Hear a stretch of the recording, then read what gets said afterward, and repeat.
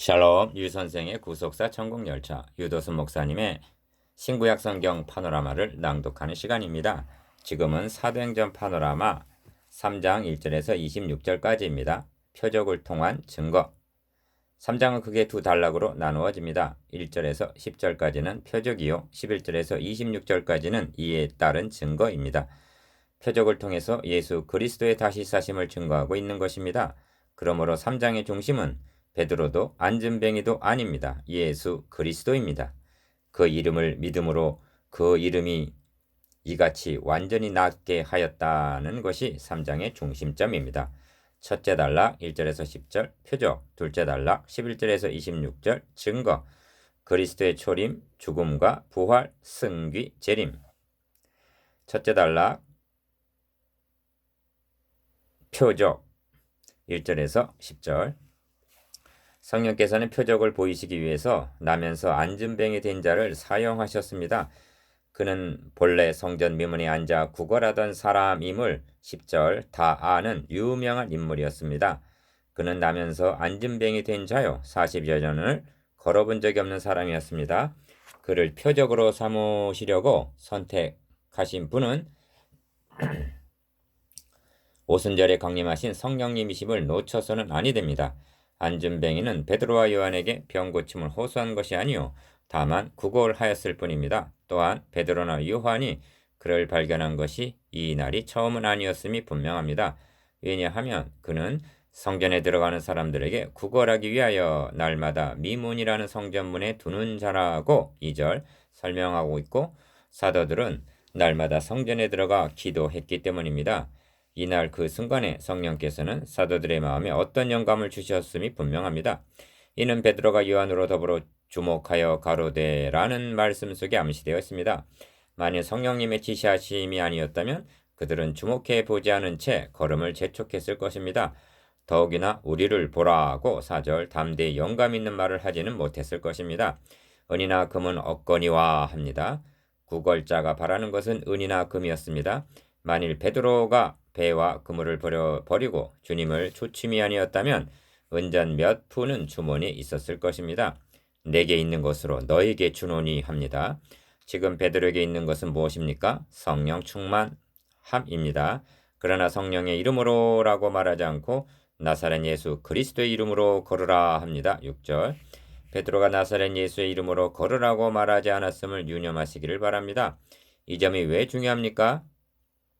이는 너희가 십자가에 못 박아 죽인 나사렛 예수가 하나님께서 죽은 자 가운데서 다시 살리신 그리스도시다라는 것을 드러내고 증거하기 위해서인 것입니다. 베드로는 그가 행한 첫 번 설교에서 그런즉 이스라엘 온 집이여 정령할지니 너희가 십자가에 못 박은 예수를 하나님이 주와 그리스도가 되게 하셨느니라 하고 선언한 바 있습니다. 2장 36절 그 베드로가 예수와 그리스도를 떼어놓을 수가 있겠습니까? 성령께서는 예수 그리스도의 이름으로 안진뱅이를 일으키게 하셨습니다. 표적을 통하여 증거되어야 할 분은 다시 사신 그리고 영원히 살아계신 예수 그리스도이셨습니다. 계시록 1장 18절 걷기도 하고 뛰기도 하며 하나님을 찬미하니 8절 모든 백성이 심히 기이 여기며 놀라니라 하고 말씀합니다. 우리는 본문을 대할 때 사도들이 기사이적을 행하였으니 나도 행할 수 있다던가 당신도 병 고침을 받을 수 있다는 등의 초점을 맞추지 아니하도록 조심해야만 합니다. 왜냐하면 이 표적을 통하여 성령께서 증거코자 하는 메시지는 거기에 있는 것이 아니라 너희가 죽였으나 하나님이 다시 살리신 예수 그리스도께서 너희 아는 이 사람을 이처럼 완전히 낫게 하셨다는 부활의 도를 증거하는 데 있기 때문입니다. 이를 위하여 성령께서는 이 표적을 기록해 하시어 충족된 계시로 우리에게 주셨습니다. 그러므로 본문을 통하여 증거되어야 할 분은 예수 그리스도의 다시 사심입니다. 이것이 첫째 단락의 중심점입니다. 둘째 단락 증거 그리스도의 고난, 부활, 재림 11절에서 26절 나면서 안진뱅이 되었던 사람이 걷기도 하고 뛰기도 하며 하나님을 찬미하는 것을 보게 되자 사람들이 베드로의 주변에 모여들기 시작하였습니다. 베드로가 이것을 보고 이스라엘 사람들아 이 일을 왜 기이 여기느냐 우리 개인의 권능과 경건으로 이 사람을 걷게 한 것처럼 왜 우리를 주목하느냐 12절 아브라함과 이삭 이삭과 야곱의 하나님 곧 우리 조상의 하나님이 그 종 예수를 영화롭게 하셨느니라고 외칩니다. 13절. 영화롭게 하셨다는 말은 너는 내 우편에 앉았으라 하셨도다 한 2장 35절 그리스도의 승기를 뜻합니다. 나를 바라보지 말고 그분을 바라보시오. 그분이 이같이 완전히 낫게 하였느니라고 16절 예수 그리스도를 증거하기 시작하는 것입니다. 베드로의 증거는 주님의 초림으로부터 시작하여 재림에까지 걸쳐 있습니다. 그리스도의 죽으심과 다시 사심 11절에서 18절 베드로는 우선적으로 예수 그리스도의 죽으심과 부활을 증거합니다. 그것은 너무나 합당한 일이었습니다.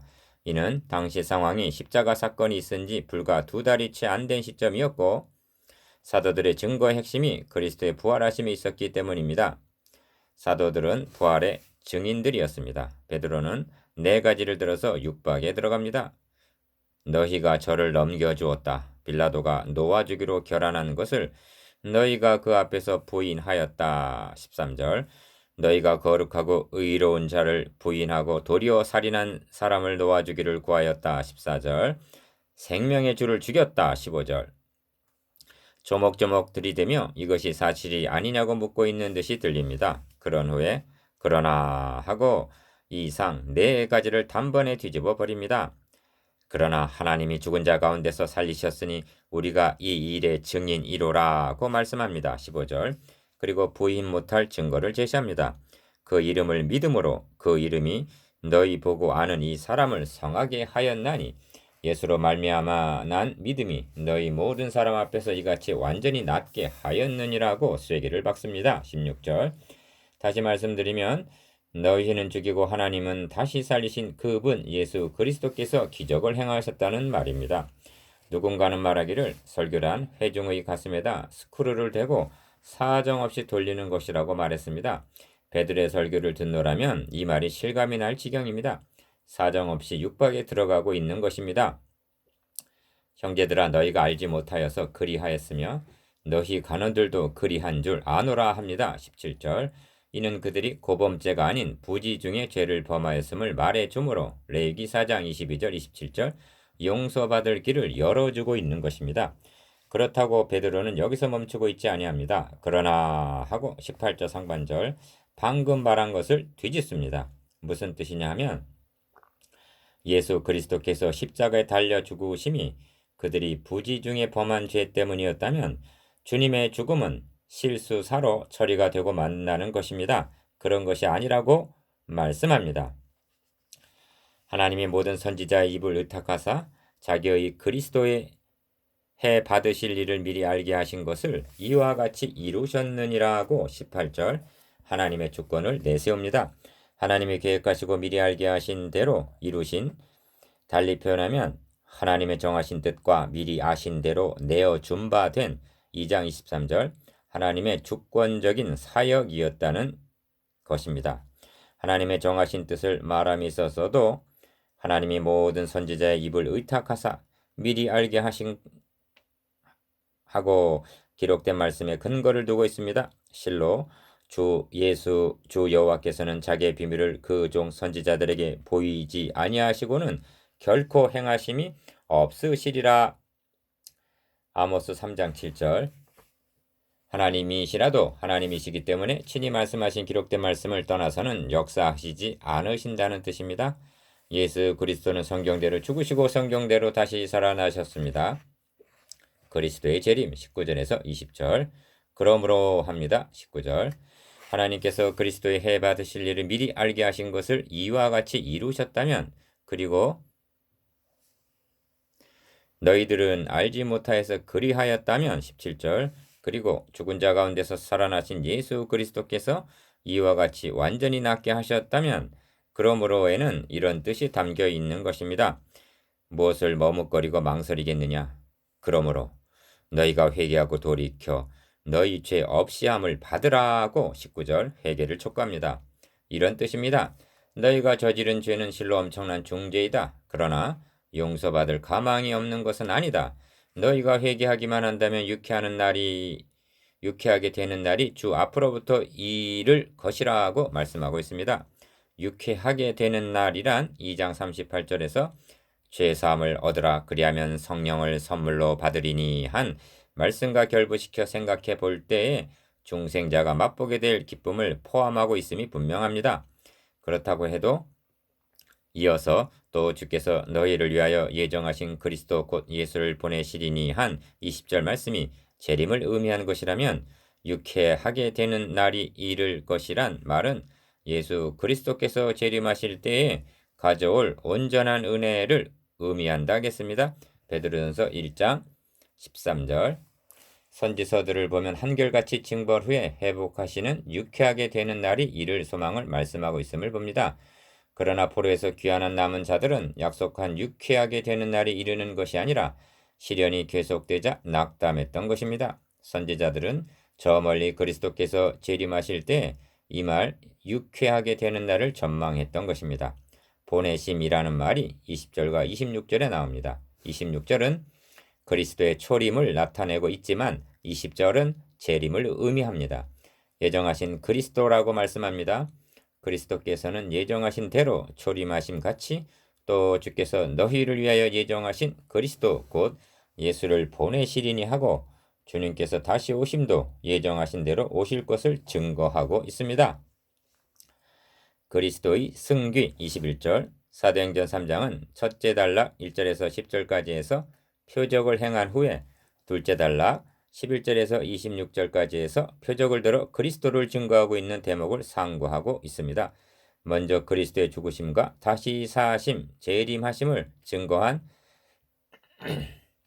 베드로는 그렇다면 그리스도께서 그동안 어디에 계시다가 재림하게 되는가를 언급합니다. 만유를 회복하실 때까지는 하늘이 마땅히 그를 받아두리라고 말씀합니다. 21절 이는 예수 그리스도께서 부활승천하셔서 하나님 우편에 앉아 계시는 승기를 의미합니다.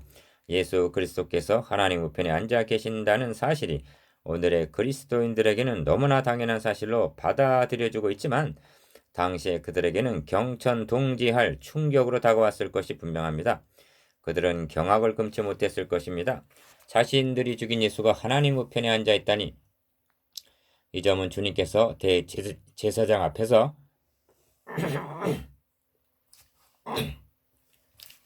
이후에 인자가 권능의 우편에 앉은 것과 하늘 구름을 타고 오는 것을 너희가 보리라고 마태복음 26장 64절 증거하셨을 때에 저들이 옷을 찢으며 저가 참남한 말을 하였다고 노발대발한 것만 보아도 짐작할 만합니다. 반면 우리 주께서 전능하신 하나님 우편에 앉아 계시다는 이 진리는 그리스도를 믿는 성도들에게는 한없는 위로와 용기와 소망을 가져다주는 말씀인 것입니다. 베드로는 첫 번 설교에서 다윗은 하늘에 올라가지 못하였으나 친히 말하여 가로되 주께서 내 주에게 말씀하시기를 내가 너의 원수로 너의 발등상 되게 하기까지는 너는 내 우편에 앉았으라 하셨도다 하고 2장 34절에서 35절 성경을 들어서 증거한 바 있습니다. 이제 두 번째 설교에 있어서도 하나님이 영원 전부터 거룩한 선지자 입을 의탁하여 말씀하신 바 하고 21절 영원히 변치 아니할 하나님의 말씀의 권위에 근거하여 증거하고 있는 것입니다. 시비와 논쟁에 있어서 기록된 하나님의 말씀은 최고요 최종적인 권위이기 때문입니다. 만유를 회복하실 때까지는 하늘이 마땅히 그를 받아두리라고 말씀합니다. 구속사의 관점에서 볼 때에 회복하심이란 중대한 의미를 갖습니다. 회복이란 파괴당하였던 것을 복구함을 뜻하는데 구속사역은 다름 아닌 회복의 역사이기 때문입니다. 만유를 회복하실 때란 주님께서 말씀하신 바 내가 진실로 너에게 이르노니 세상이 새롭게 되어 인자가 자기 영광의 보좌에 앉을 때 하신 마태복음 19장 28절 그때를 가리킵니다. 그것은 단순한 원상복구에 그치는 것이 아니라 처음 것과는 비교도 되지 않을 만큼 영화롭게 되는 것입니다. 하나님께서 하시는 일은 손해를 보신다거나 또는 손해를 겨우 만회한다는 그런 것은 없습니다. 성도들이 속으로 탄식하며 고대하고 있는 몸의 구속이란 로마서 8장 23절 아담이 범죄하기 이전만큼만 회복되는 것이 아닙니다.